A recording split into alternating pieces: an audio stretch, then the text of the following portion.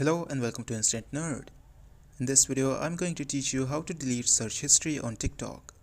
If this video helps you, then consider subscribing and liking the video.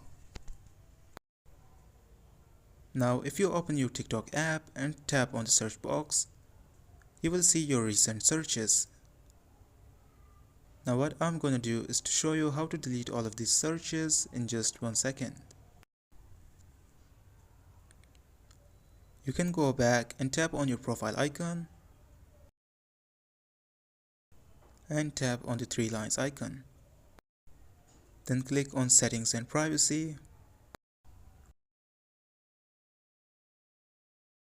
You then scroll down and tap on the Activity Center. After you have done that, you will see all of your activity. Now click on Search History.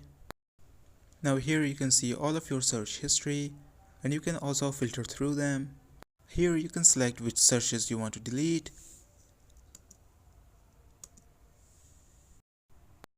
And then select the delete option, and that will delete it permanently.